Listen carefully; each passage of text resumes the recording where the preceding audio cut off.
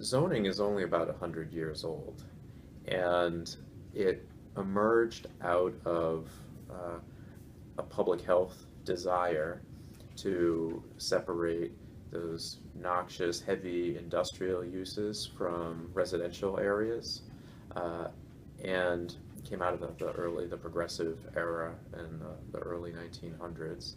Um, and over time, zoning has become a way of kind of codifying who can live where, and I think it's had some negative effects. And so it's really time to refresh our zoning laws because I think over the last, well, in Massachusetts, we haven't changed our statewide zoning laws in a meaningful way since the 1970s. So it's over 40 years. And you think about all the things that have changed in the last 40 years, the way we build our communities, the way we live together has changed completely. And so our zoning rules really need to change.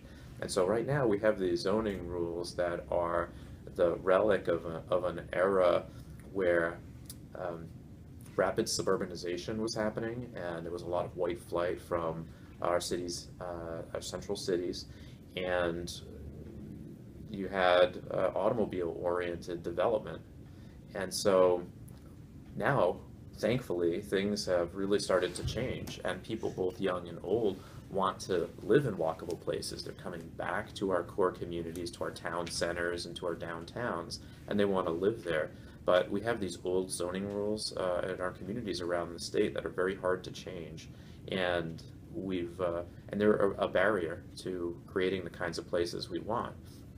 If you look at our best places in the state, they're places that predate zoning, and so we did that. They predate the automobile, so these communities were created naturally, but now we've kind of regulated and solidified our automobile existence, and we have to peel back those layers of regulation and provide incentives to communities and make it easier for them to change zoning and to do better planning and to do better and quicker permitting for projects that are in the right locations that make sense.